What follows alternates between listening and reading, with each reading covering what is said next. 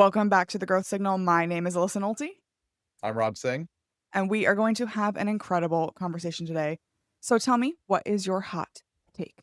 So my hot take, which I think is perfect for this podcast, but I like contentious, is that we're going to have more AI friends than human friends in the next X years. So tell me more about that because it's so funny. I actually just had a conversation, the podcast recording before you. So you're my second one of the day.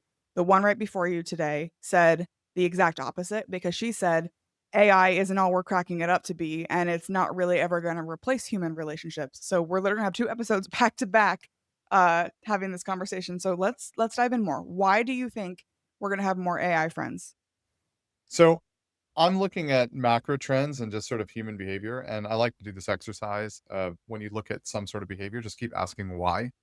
Um, like, why are they doing that? How does it make you feel? Like, why? Why? And if you keep asking why, one of the interesting things is a lot of things distill back down to sort of like Maslow's hierarchy of needs, right? Like I'm doing this ultimately because it makes me more famous, right? Like I use Instagram because people can see all the great food I eat and all the great places I visit.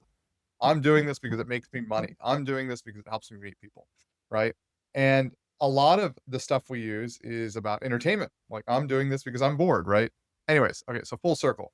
What we're seeing, let's look at self-driving cars or just on-demand cars. Why is Waymo with 2x the price outperforming Uber in many markets? People don't want to talk to people. Let's look at examples like social AI, right? When you social AI was a startup that was acquired quickly by Meta Facebook, but the premise was very simple. You post something human authentic, but the replies were actually from AI bots. Very fascinating premise, but what is that playing on? If you kinda ask the question, it's playing on this desire for attention, this sort of need, like, right? AI is giving me attention. AI is responding to my post on Twitter, which I get no responses to, right? Everyone right? So, right, you're playing on those needs. Like, look at, other examples like AI music. We're seeing, like, case by case, even examples of, AI avatars on Zoom, right? Where it can better read the room and understand people's emotions. We had a data point that I found really interesting was they looked at SDRs, so sales development reps doing inside sales, and humans in some of these surveys preferring to talk to the AI bot versus human. Why? Because of the AI bot, they can more authentically say, no, I'm not interested. They can ask questions that are far reaching, whether it's technical or pricing, the AI bot could answer. And it was always available, right? Whereas normally a normal salesperson, you have to go back, right? I'll get back to you, or give me a day or two. Let me check on that. Or I don't know about this. Or I feel like, because you're a real person, I don't want to hurt your feelings. So I don't want to say no, right? Look at character AI. People are building full-blown relationships with AI. Now, I don't know if it's AI girlfriends, it's a reimagined, deceased family members. Again, I'm not, necessarily saying I'm endorsing this future, and that who am I to judge whether this is a good or bad, version of the future? I sometimes wonder, just like my parents, I used to think we're, like, living in the past saying, "Oh, why are you using on the phone all the time?" And I'm like, "Am I living in the past? Is this just the way things are going?" I see my kids, they don't think of friends the same way I think of friends, right? Their friends are online. So I'm seeing lots and lots of data points where people are preferring AI, and we are seeing real companionship being created. This is independent of whether this is healthy, by the way. I'm just kind of sort of calling this out. And so I could see a future where this becomes the standard. One of the things that I am wrestling with in my own business, and in particular relevant to this, is, and I think it's really what you're speaking to, is that whether we like it or not, people get to define their own needs and what they need. So do I think that my friends need to be friends with an AI? Maybe not. Is it healthy? I don't know. But I don't get to sit here and say, like, you know what, you don't need that, because they define it however they define it, especially with that Maslow's hierarchy of needs that you mentioned.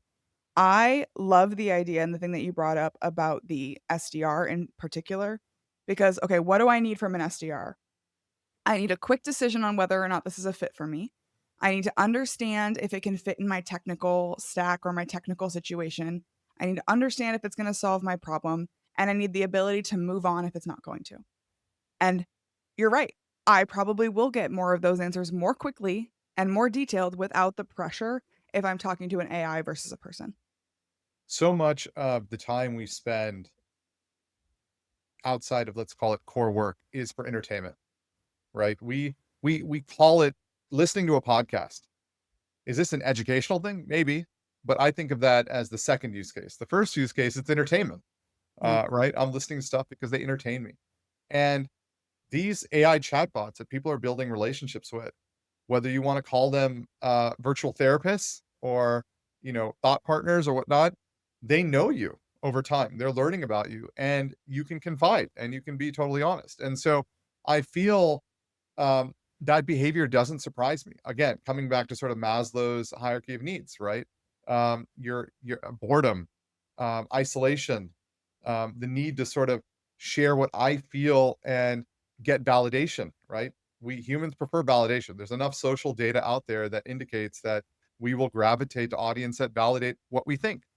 And AI is much more likely to validate what we think or our assumptions and whatnot. So I'm sort of my sort of opinion here is this is happening because this is just playing on human instinct. Now, at the same time, I also think about this quote. I think it was from Sergey. It may have been from Larry in a discussion he had with Elon Musk like 15 years ago, where Elon was concerned that AI or AGI or whatnot, this is like many, many years ago, would replace humans. And I think it was Larry or Sergey had a response that was something along the lines like, if they're superior to us in every way, then that's like that's kind of the natural next step in evolution, right? Yeah. Like, Yeah. so I'm like, it's a very dystopian sort of perspective, but it's interesting, right? It's like, oh, they'll carry the history of the humankind, and now we've evolved into another sort of form. So, um, obviously, again, I'm not necessarily advocating that either, but it's interesting to kind of think about these things. I think it's important to think about them. Like if we're just standing here and saying, I don't like what I'm hearing, so therefore I'm going to turn off the podcast or stop thinking about this or kind of bury my head in the sand. I just feel like you're going to be left behind because a lot of what I'm seeing in technology and AI and everything that we are seeing, I feel like that curve is speeding up so fast. I was just talking to a startup founder who said that they could probably have their product shipped and ready to be used by customers in the next year or so. I'm like, man, that's too late. Like if you are not able to ship something faster than a year, it's you're someone else is already doing it and is probably already so far down the funnel, you're going to miss the mark. You've whatever you're creating now is probably irrelevant a year from now.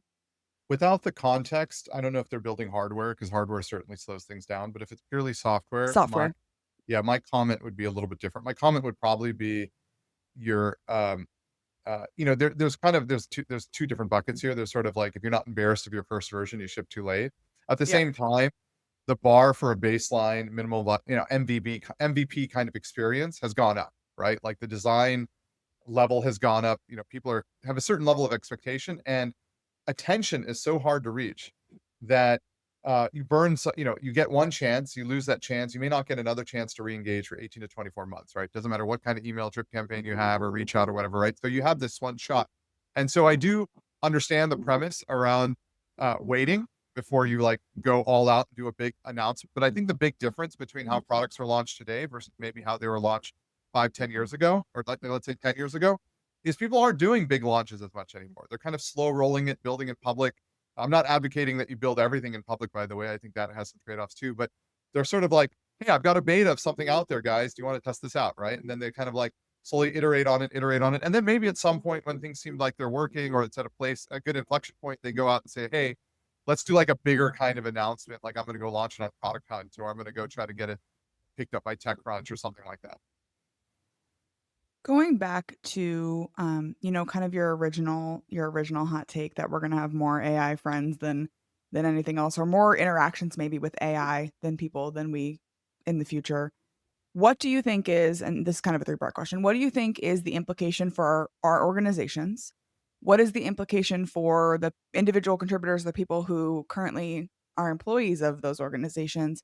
And what is the implication for the customers who are served by those organizations? So let's start with the organization. So I think companies now, Gen AI without a doubt has been the biggest productivity boost in my opinion since the internet, or let's call it mobile and the internet. And then before that, probably the industrial revolution. Like, we haven't like this is Neuralink. Like people are talking about Neuralink as cybernetics, but like people didn't think of Neuralink as something you have in your pocket. Like we have it. We don't have to embed anything in our body, which is quite amazing. Um, so from a individual company sort of perspective, I don't care what role you're in, there is some productivity boost happening. You're getting some more work done. Like whether it's more knowledge, whether it's being able to ask better and smarter questions in meetings, which gets to answers faster or more quickly. Whether it's just simply output, right? Or whether it's even automation, where you can A/B test things faster, whatever it might be, right? So this is happening across the board. The hyperbolic stance within the tech community, and tech community loves to take these hyperbolic stances, is AI will replace everything. I'm actually on the other camp of that. So separating the fact that we might have more AI friends. I'm not in the camp that AI is replacing humans at the workplace. I actually think what's going to happen is these companies are going to be like, we can do more, right? We make more money. Now we have to hire more. We have to build more. We have to go even faster, right? The aspirations have changed. They're not trying to become $100 billion companies now. They want to be trillion. They want to be $10 trillion companies. And this is going to be really fascinating to watch because what this means is every company is now competing at edges that they may not have competed at before, right? We already know Google's got some initiative that probably competes with half of the Fortune 500. But at this point, you're going to now see Google competing with Salesforce on a CRM product, and you're going to see Salesforce launch a search product, and you're going to see, Microsoft, build home lumber equipment. I mean, who knows, right? Like you're going to see gray areas and boundaries that we've never touched before because they all are moving faster. And to support all that, they're not going to slow down hiring. They're going to hire 10 times as more people, right? So I think, at a macro level, I think one, individuals obviously have to level up. I call this actually, I gave a whole talk about this on Reforge, sorry, in Maven, and then later on Reforge called Super IC. So the super individual contributor. And this is very much about how can you use Gen AI to replace your low leverage work so you can focus on high leverage things. Two, I think the organizations recognize this and they're looking at how they can Gen AI upskill their teams, but also management and leadership, you know, they have to become super ICs themselves, right? Because the whole role has shifted. Everyone's sort of becoming hands-on. And again, I'm speaking from it from a tech perspective where we tend to be a little bit more early adopter. But like other industries, they're obviously slower to move and slower to adopt. And so that's something to think about. And frankly, a lot of people in various roles have a certain workflow they've been doing for 2 decades, and they don't wanna change that workflow, and it's really uncomfortable to change that workflow, and I do worry if they don't change the workflow, they will be replaced because years of experience is no longer the best metaphor or metric to determine, who's the right person for something, right? They're looking at archetypes, high agency, high taste, product sensibility, things like that, right? So, I think companies are gonna be adapting, becoming sort of more super org. I call it the super org, so super ICs and super org. And then companies are now gonna be chasing trillion-dollar opportunities, like massive expansion. We're gonna go into space. We're gonna colonize Mars and build a business there. We're gonna go into mining. I mean, who knows, right? And then with all of that, of course, there's gonna be AI interjected across all sorts of workflows to create automation. We're already seeing this. Just look at sales, which is probably one of the most tech-forward groups within organizations because they're always looking at optimization. They're bringing in Gen AI into email outreach. They're bringing it to LinkedIn DM, Twitter outreach, social media content creation. Lead qualification, scoring, all these sorts of different functions. It's phenomenal. Even coaching of the individual SDRs, right? So, in many ways, we are becoming conductors, right? And we basically are reviewing work, editing work, telling AI where to execute, and less so necessarily doing the work. But we know how to do the work because we have to have enough taste and judgment to recognize when something looks correct or it's veering off course. There are a lot of things that I wrote down. I'm, like, over here furiously taking notes as you are talking. I love the idea that companies that the aspirations have changed, and I think it's really important to say those things out loud because as someone who kind of is on the tech startup scene, you look at, like, the unicorn companies, and is a unicorn really that exciting anymore if they're chasing trillion-dollar outcomes instead of, a billion-dollar outcome? So that shift and that mindset of what good looks like because of this has to change, and we have to understand and acknowledge that change because otherwise we aren't gonna be able to exist in the world in which that is now what good and success looks like. But I love the idea of being a super IC, and I wanna double click on your comment about, your experience isn't what it used to be, right? Like, the fact that I don't have 25 years in a specific role doesn't necessarily mean that I'm not the right fit for a specific job or outcome now because of the advent of AI. Yeah, so I call it democratizing fractional expertise, right? So, and I think the best way to sort of think about this is just examples, like in your day to day workflow. So I often ask people, I say, hey, you're struggling to figure out how to better leverage Gen AI in your workflow. Why don't you try documenting everything you're doing on a 10-minute basis, 10-minute by 10-minute throughout your day? And then ask the question, like, how could I have used AI to help accelerate that? But on top of that, take that document, send it to AI, and ask AI how it could have helped you accelerate each of those workflows. We're seeing, for example, I'm going to play the hat of a product manager, right? Which is a very cross functional role as it is, but we're seeing PMs now build prototypes, right? To better, if you think about the product requirements document or designs, these are really different ways to, these are basically communication mediums. And in the end, PRD is just a form of communication, right? But now I can communicate by building a prototype. I don't have to necessarily do the design or a document. I can actually just show you what the experience might look like. We're seeing PMs do their own analytics, right? They may have had a data sciences team before and complicated SQL they had to write and whatnot. And now they can sort of go to AI and help it draft whatever they need to run to sort of figure that out. We're seeing AI take passes at understanding. PMs use it to understand accessibility issues in design or market research or understanding competitive dynamics or kind of going really deep as a thought leader to discuss pricing strategy and go to market, right? So you're seeing so many different surfaces where it's assisting and helping because it is truly a PhD in your pocket with all this sort of domain expertise. And I think really the question is like, how can we use it more? Like, it's like, it's replacing everything from that perspective. But what it's allowing us to do is to go faster. It's not replacing human judgment, right? It's giving us another perspective. Just like you have a jury, you have human jurors, but you'll have an AI juror too, right? And we should consider that because that would have a different perspective, right? Just like you have a interview panel, there was some interesting data that came out that said interviewees sometimes preferring AI for the first screen because the first screen is often the most subjective where the recruiter kind of decides whether to move you into the interview loop or not, right? But AI could be a little bit more objective because it's not purely looking at a resume. It might be looking at inflection and knowledge or other things that it might know about you, whatnot, right? So really, really fascinating looking at how these dynamics are playing out. So if someone is listening to this and they're an individual contributor or an employee, so they work for someone, um, and they're saying to themselves, I need to figure out how to become this super IC that he's talking about. How do they start? What is like the first thing they should do to start on this journey to becoming that super IC? I think one, so I do talk about this in my Maven talk, so they're welcome to go take a look there. But one, I think they should try to document out their day. Look at like, in 10-minute block, how are they spending their time, and then actually go and ask AI like, how can you assist me in each of these steps? Two, I think they should take their functional role, whether a designer, whether you work in marketing, whether you work in legal, whatever, whatnot, and go find 5 or 10 peers within your group that are in those similar functions that maybe some of them are using AI and share use cases. And the reason this is important is a lot of the learning here is seeing how your peers are using AI to help automate their workflow, right? We see legal, for example, might use it on a contract to look at blind spots or things that they may have missed or things that they didn't consider or different countries or whatever, whatnot, right? That they're not as familiar with legal case study around.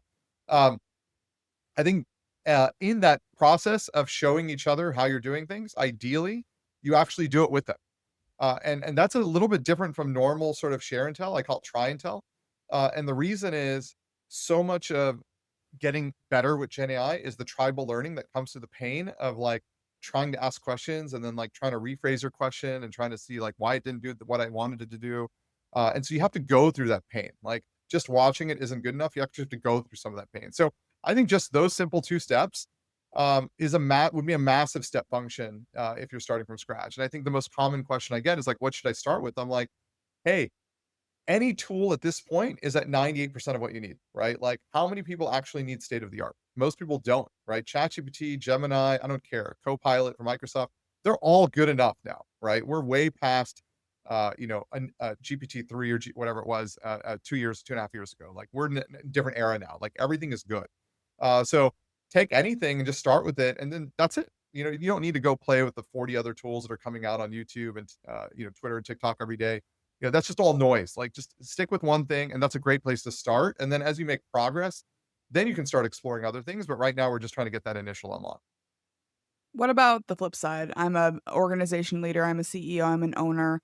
And I'm hearing what you're saying, and I'm saying, "Oh, crap, I might have missed the mark here." We are not thinking aspirationally enough. We need to start thinking this way. We wanna become a super org. What would I do in that situation? So a lot of leaders are going through this right now, and of course, they're setting up Slack groups where people can share. They're setting up try and tell days. They're they're pushing for automation. They're basically even creating guardrails like, hey, you can't even hire a new person on your team unless you can justify that we can't do this with AI. They're creating all sorts of like ways to sort of push it. Um, a lot of the friction that's coming in bigger enterprise or like workplaces hasn't been so much necessarily. Of course, you have some employee base that's like high anxiety or just pushing back, doesn't want to necessarily try this, and we're way past the AI denialism phase. That was kind of like 2.5 years ago, where it's like, oh, it's not really improving productivity. We're way past that. A lot of the friction actually comes to what the expense process is, like how do I buy the tools, how do I pay for them, and the security implications. And there's a lot of strategies around how to approach that. So one of the best approaches I've seen is actually allocating a budget. So each employee gets a certain budget that they can spend on AI tools. Ideally, you can even get sort of unlimited budget and then just be really good about canceling things, because there is a lot of AI tourism, and a lot of the learning here is about playing with a lot of different tools and playing with the latest tools because new stuff comes out all the time, right? Um, another strategy is, of course, making sure you have delegated like evangelists within your organization. So you have people that are really sort of Gen AI first, Gen AI forward. Um, make them available. Just like I almost call it like vibe operations. They're there available to answer questions, help you get started with prompt templates, whatever it is, anything that might come up, they can assist independent of role, right? The security question is a little bit harder. Many of the most popular AI tools do have enterprise versions that won't train on your data. Another approach is you can actually house everything in house. So you can get like a set of models that you can actually host in house, run your own inference servers or whatnot, or basically against your own cloud. So these are just different strategies. But there's like I actually give a whole talk on this called the Super Org Roadmap on Reforge. This is the one on Reforge, and Maven was the Super IC roadmap that you can kind of dig in. But I kind of go into detail with like 20, 30 different strategies to sort of help leaders figure out how to navigate this. Thinking about all of the incredible people that you know or that you aspire to know, um, who is helping us rethink the way we build relationships? Who's doing it better than anyone else? I haven't given a lot of thought to rethinking relationships. I was thinking about somebody I know who I think has done a great job just building relationships. Let's call it the relationship 1.0 way. uh, so he doesn't even know I'm going to mention his name, but somebody I know named Nihal Mehta, he's a general partner over at ENIAC Ventures. Um, I think he's just one of the best relationship builders I know. And I would say the key thing about building relationships is keep it authentic. Remember, wishing people happy birthday, and paying it forward, right? So I think like, I try to do this too. Like people ask for intros all the time. I respond. I give them intros. Now at a certain point, I think in 2011, 12, I just couldn't handle all the inbound from particularly from like overseas services. So I stopped responding to everything. But like in general, especially when it's entrepreneurs, I try to help them out. So I pay it forward, make intros, give them a little bit of time if I can, or at least asynchronously. Um, um, I think there's a lot of things you can do around just simply human in-person networking. So if you're traveling into a city, creating mailing lists, he's so good at this. Built mailing lists for every city. Anytime he's in a city, always hosting little happy hours every time he's in the city, right? So he's just constantly rekindling his network, driving a lot of introductions. I think there's just a lot. I mean, it's probably a whole topic in itself, but in a sort of relationship 1.0 era way, I think it's amazing. In a relationship 2.0 era way, I need to think about it more because that's really about how we're using AI to sort of drive relationships. I do feel in a 2.0 era, you're looking at more transactional versus deep. So it's more shallow and broad versus deep. There's something to be said. You need a mix of both. You need the reach and you need to have, authentic relationships too. I love that, and I love your description too. Longtime listener to the podcast will know pay it forward is a core value that I personally have and share with everyone. So it's always exciting to hear people say, it's about authenticity and really connecting as people. And I agree with you, like that 1.0 approach to relationships. We got to figure out how we can use that 2.0 approach to maintain the greatness of the 1.0 without sacrificing the authenticity and the Yeah, human to human piece, without making it a very hard, difficult thing to do, especially for someone who doesn't come by it naturally. absolutely. Yeah, it's actually it could be very unnatural, and it can be very exasperating, and it can be tiring, like, simply even going to an event, talking to people can wear you down, right? Because especially in this post-COVID universe where so many people have been working from home for so long, just simply stepping out of your house is, a moment where, just simply stepping out of your house is a moment where, you have to be presentable, right? Yeah. Yeah, but, and so, I understand. And if someone is hearing this and they're really connecting with you, they wanna learn more, they wanna follow along, they wanna check out some of your other talks, where can they find you online? So I'm on LinkedIn, at Rajan Singh, Twitter at Mobile Raj. I have my link tree at Mobile Raj. If you want to see some of my product portfolio, most of my career has been my own startups and acquisition. And I have to shout out a product I'm working on at Mozilla, which is called Solo. It's an AI website builder at soloist.ai. Amazing. Well, thank you so much for joining me on the Growth Signal. This was not only a fascinating conversation, but I think one that people need to start having. Thank you, Alyssa. Great time.